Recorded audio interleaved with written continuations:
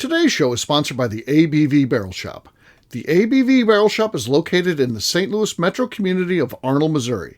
The ABV Barrel Shop is focused on one thing, single barrels. Best of all, you can try before you buy.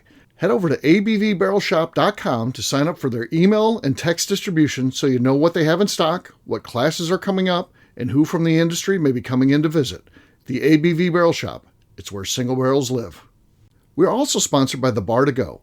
The Bar to Go offers traveling minibars that are no bigger than a small purse or toiletry bag. Best of all, they are fully customizable so you can create the perfect piece that is unique for you. If you own your own business, what a fun and unique way to promote what you do. Check them out online at thebartogo.com. That is the number 2 in the Bar to Go. If you have wholesale questions, call my friend Isabel Clark at 504-481-1297. Finally, we are sponsored by the Neely Family Distillery. NFD is a family-owned business that keeps ringing up awards in the spirits world. Head to Sparta, Kentucky to experience the family history, award-winning spirits, and meet the Neely family. Check them out online at neelyfamilydistillery.com. Now, on to the show. Let's drink!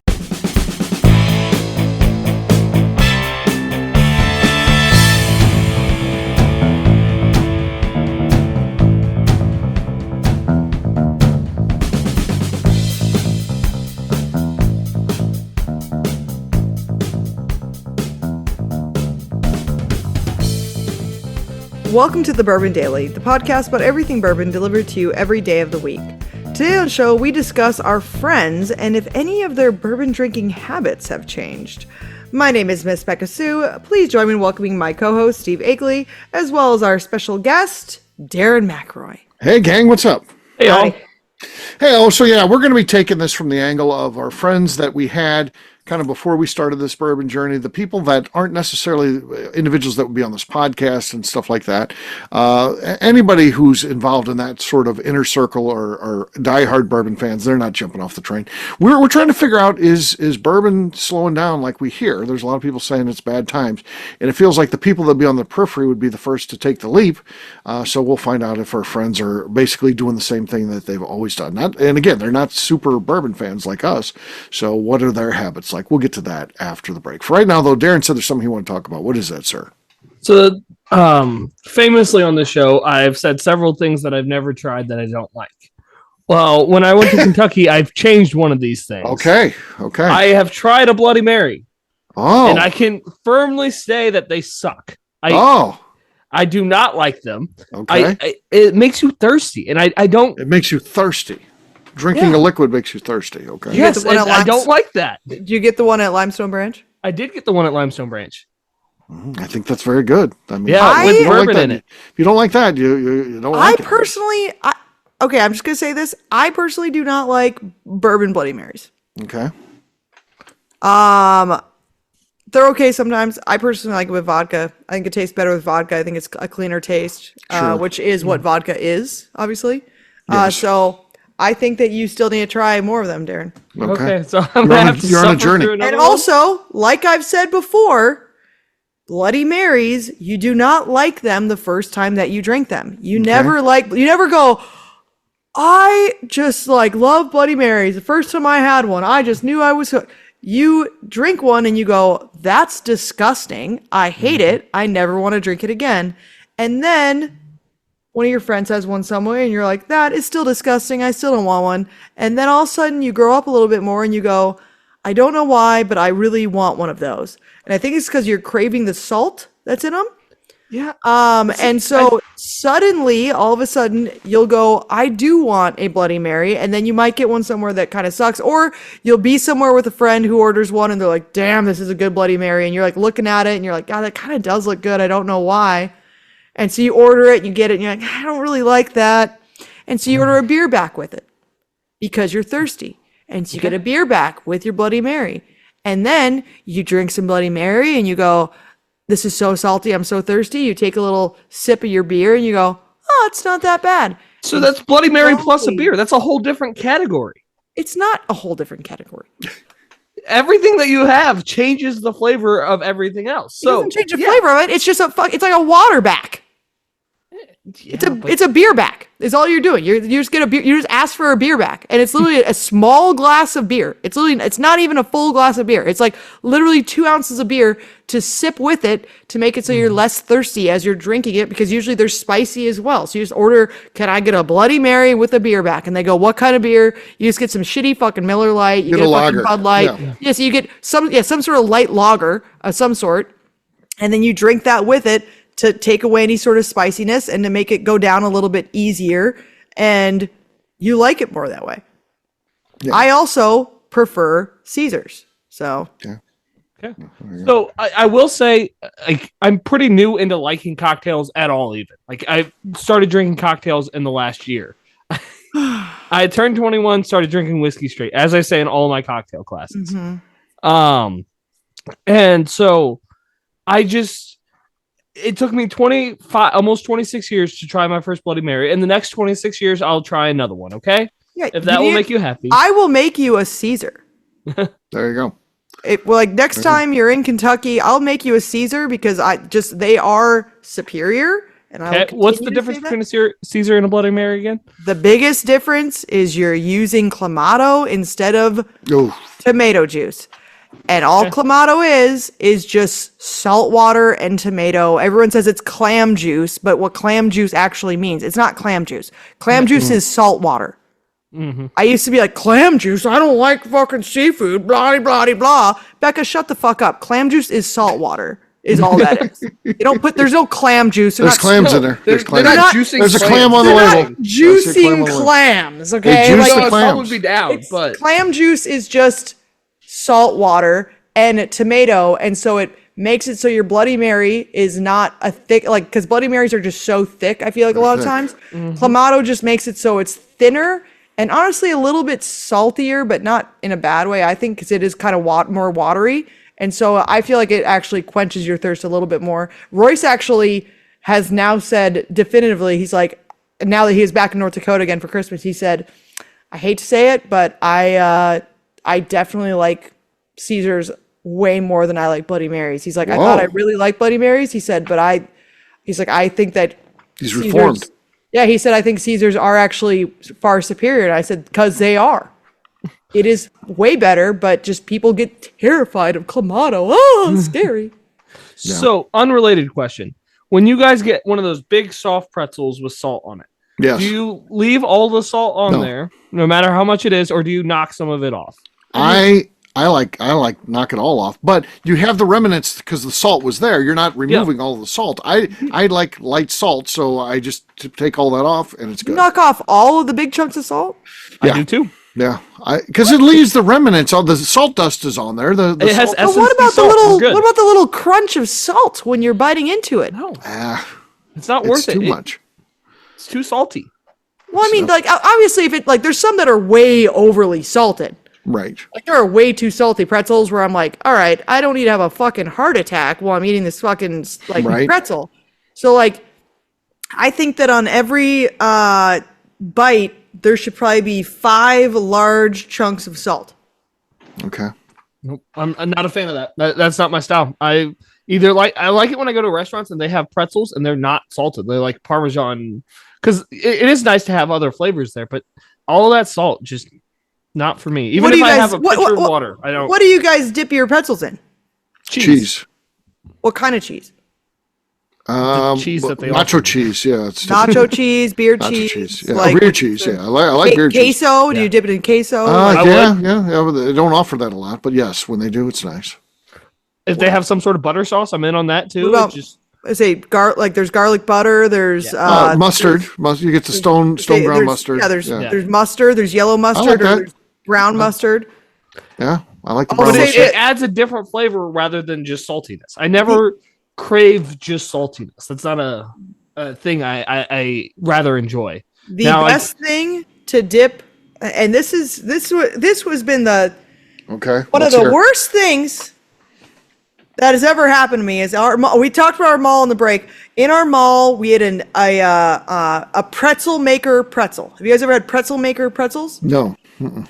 So I don't know. I know that they're not completely gone. I know there's still some pretzel makers out there.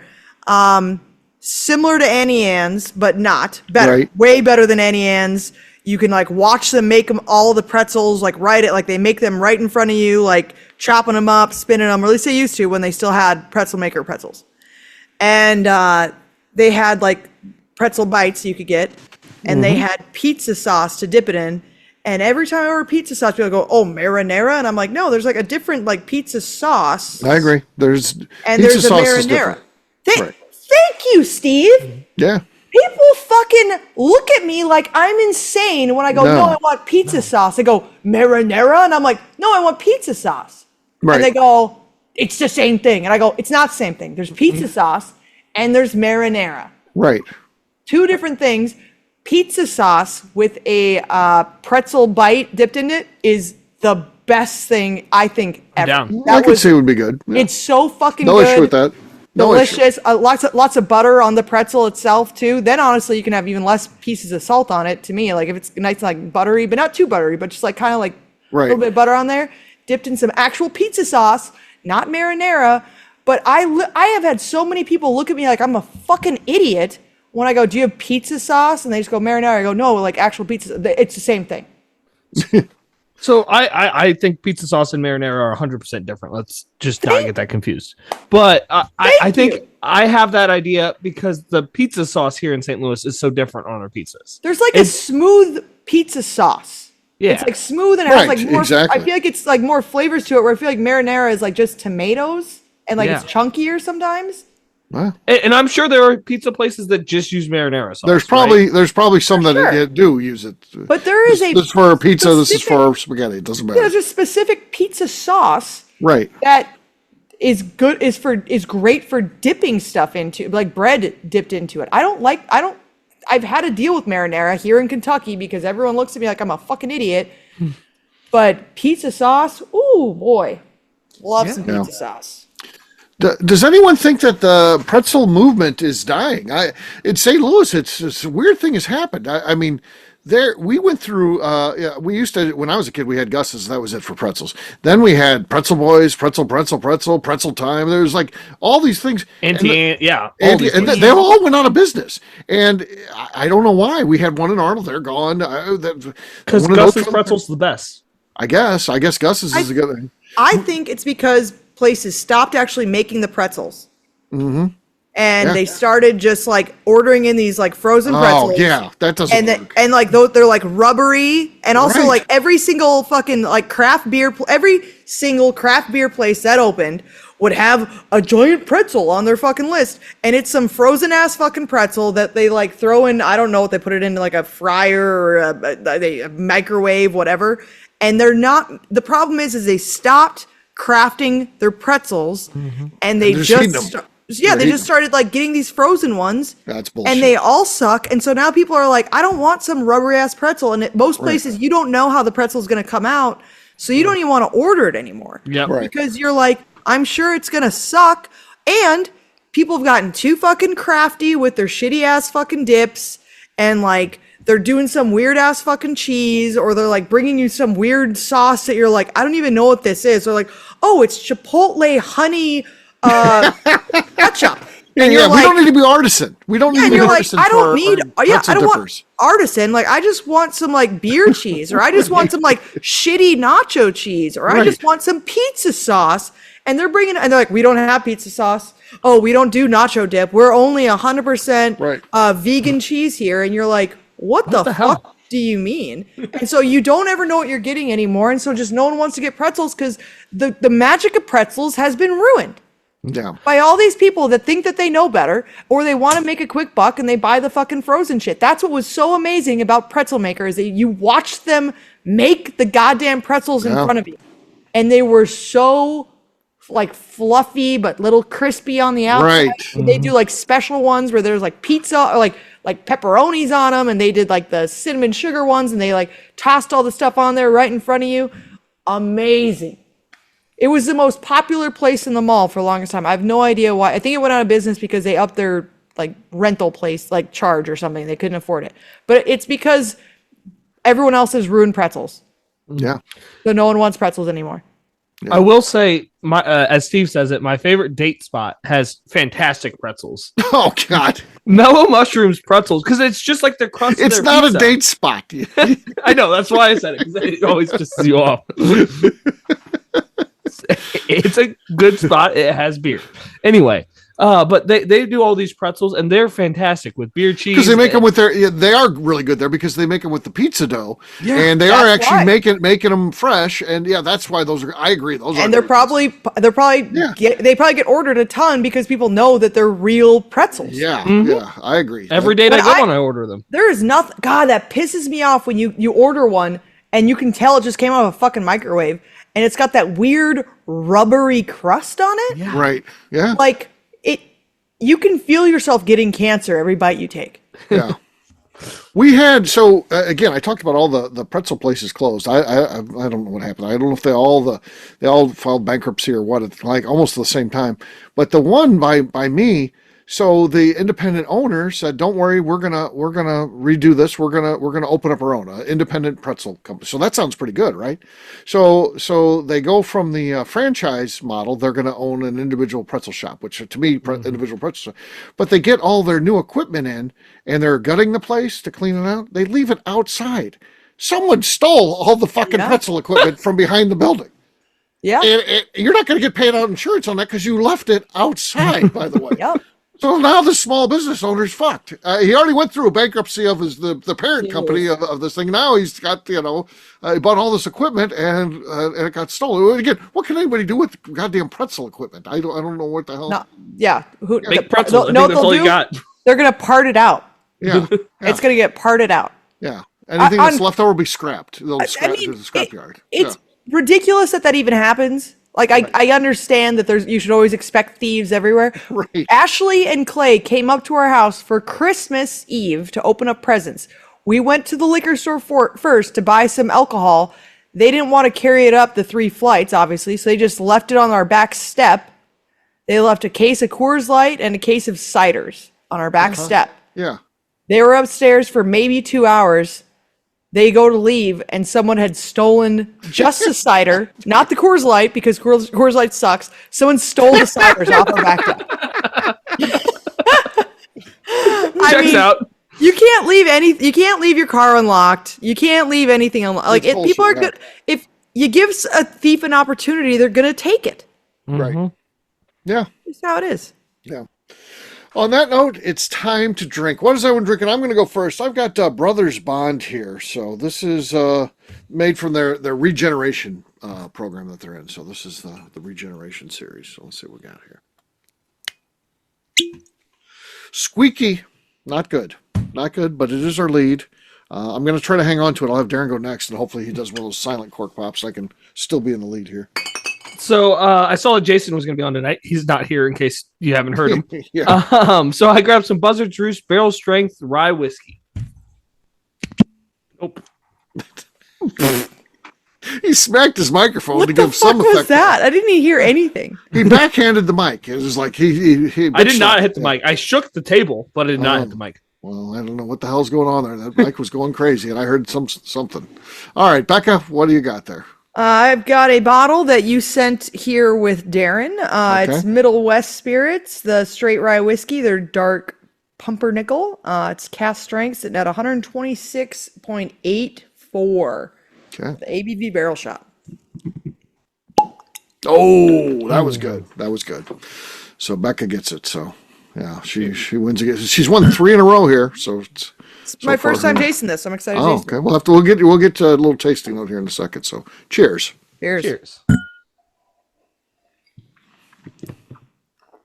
All right. Let's see what Becca thinks of that. It's very different, right? It's really bready. Yeah. It's really bready, like pumpernickel rye is what it tastes like. It's like the bread, which is bolder. Yeah. It literally tastes like I'm just like drinking bread right now. Yeah.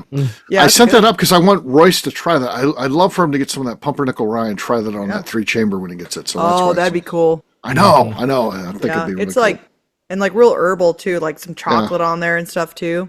Yeah. Very good. Crazy thing about that rye is it's a 4-grain rye too, and it still has all that rye. Yeah, flavor. all that rye in there. Yeah. That's good. I like it. Yeah. All right, we'll take a quick break, and then when we come back, we're going to be talking about this concept. Are our friends still drinking bourbon? We'll do that in just a few.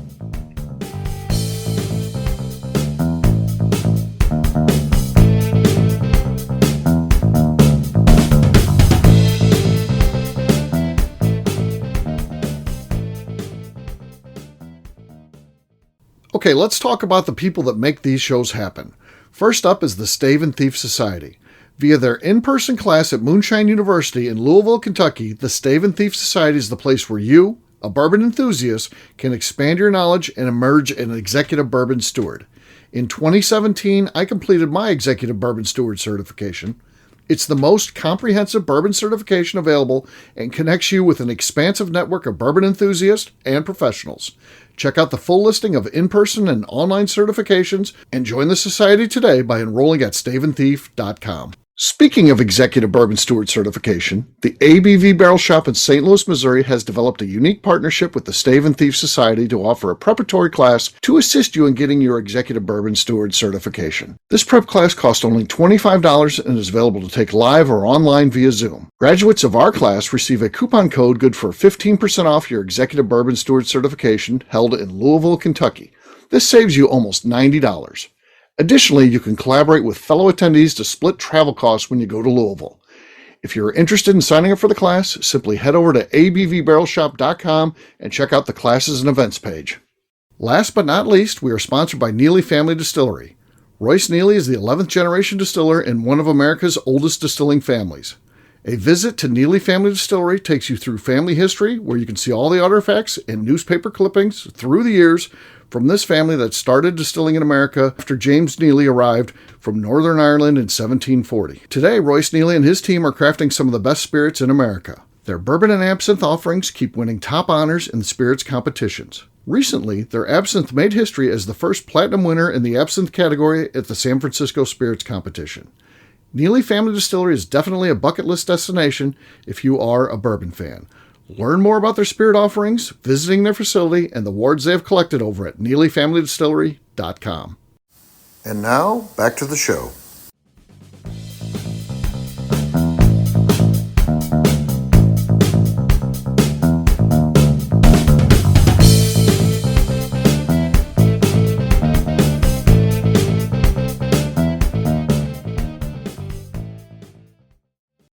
This is Katie Proof, and you're listening to the Bourbon Daily.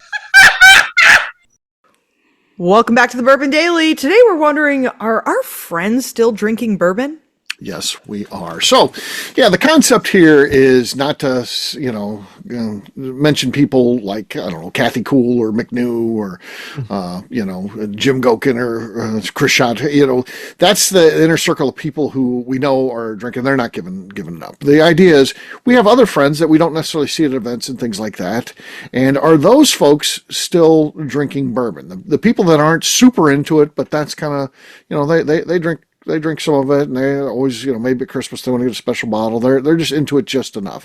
What about those folks? Because if this idea that bourbon's going to be struggling here, and it already is struggling, those will be the first that would drop off, the periphery folks. So what do you guys think?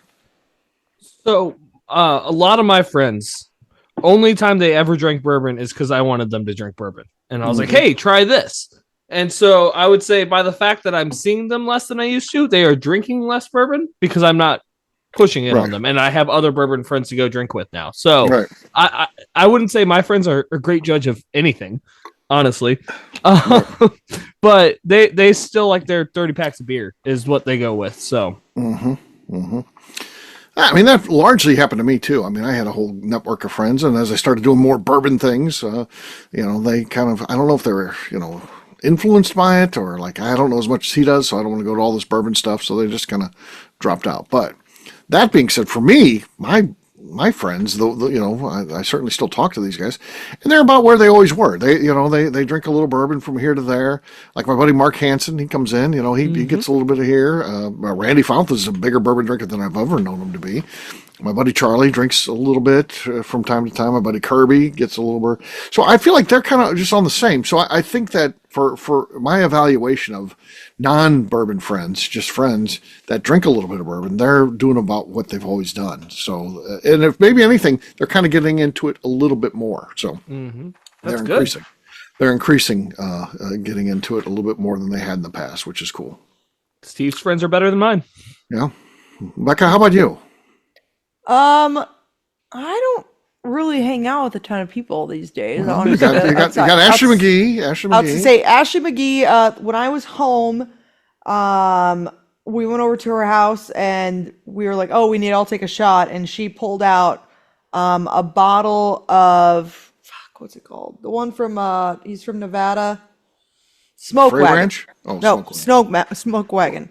Yeah. So she grabbed a bottle of that out, which she was like, "Hey, I saw this one in the store and I'd never seen it before, so I picked this up." So she clearly is still drinking bourbon because she's buying stuff that she hasn't seen before. So she's still drinking, I think, about the same amount of bourbon.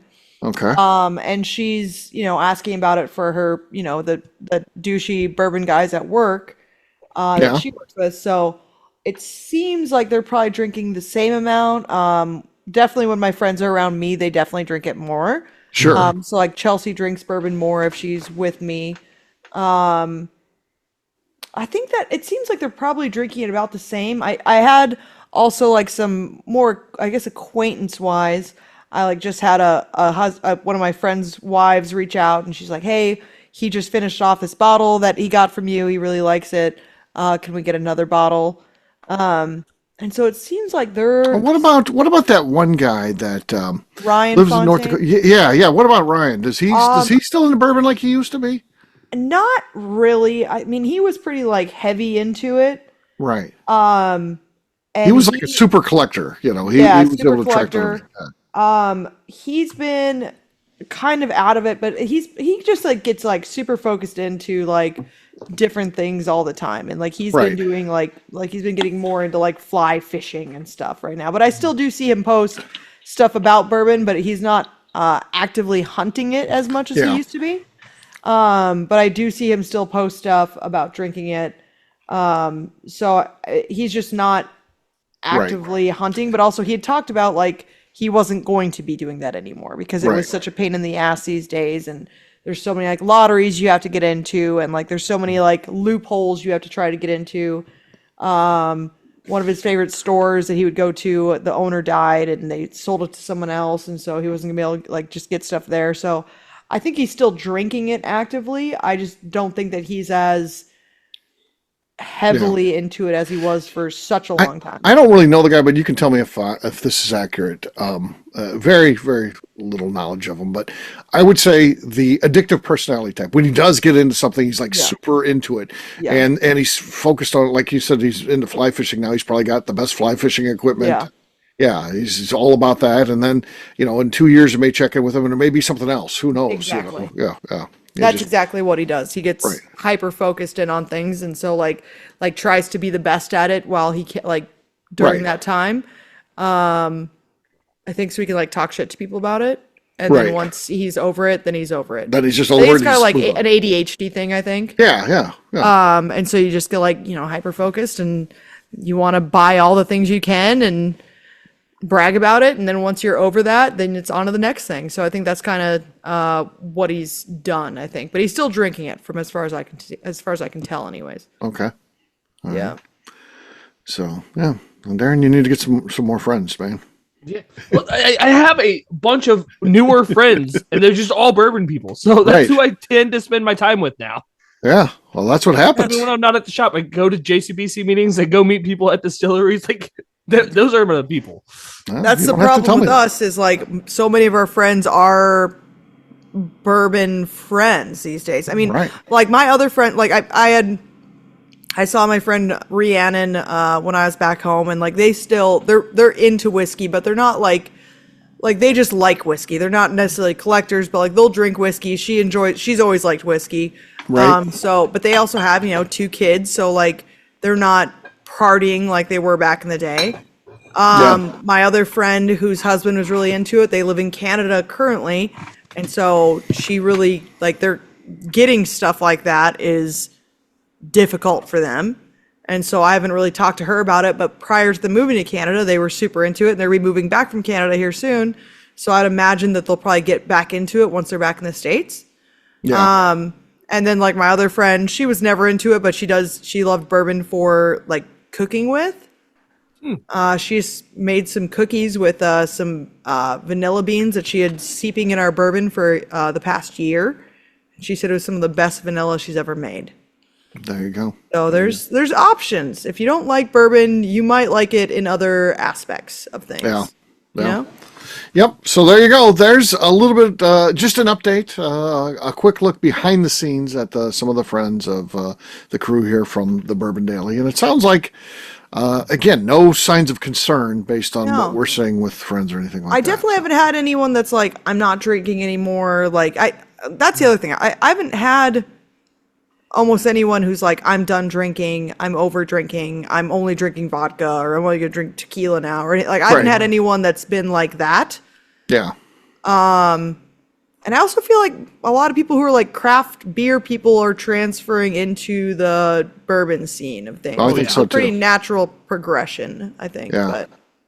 But I haven't had anyone they don't that's need like to go through the allocation phase. They're like the ones that skip the allocation phase, which is Yeah. wild to me. There's several of them that come in. Like, I don't care. I just go find the good whiskey like I found the good beers. So Yeah. But I definitely don't have anyone who's like doing this whole trend of like done with alcohol. Yeah. So hence Stupid why they're my trend. friends. Exactly. Well, I have a couple friends like that, but they're pregnant, and so they'll get back on. No, that's a different. That's a medical requirement. So Yes, Right. it is. You're right. Yeah.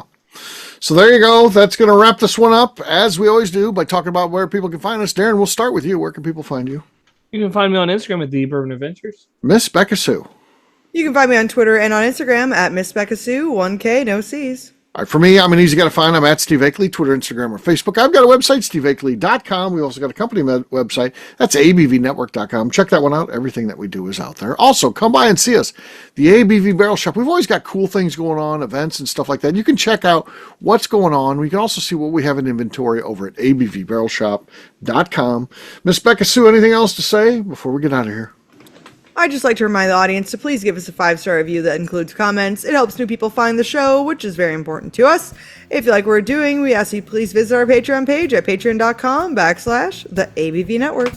Great job today, gang. For audience, we'll have a brand new show for you tomorrow. Looking forward to that. Until then, take care, everybody. See ya. Bye. Bye, y'all. Peace.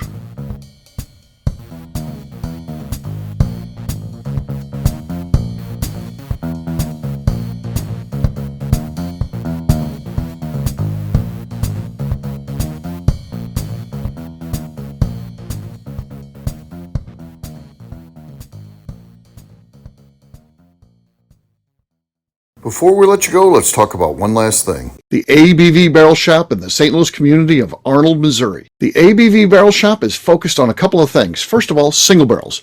We are the place where single barrels live. We go to distilleries, taste through the whiskey, select the best barrel, and have it shipped to our store where we present it to you, our customers, by allowing you to try before you buy. We're also known for the classes that we have in our education center in the store, as well as the events we have with industry professionals from the bourbon business. If you are in the St. Louis area, please come by and visit us at 6 Fox Valley Center in Arnold, Missouri. Or at a minimum, at least sign up for our email and text distribution so you know exactly what's going on in our shop over at abvbarrelshop.com. This is Steve Akeley, owner of the ABV Network, signing off. We thank you for listening to our programming and truly appreciate your support. The Bourbon Daily is part of the ABV Network. For more information or to become a sponsor, please visit abvnetwork.com. Thanks for listening and cheers. This has been a Steve Akeley production.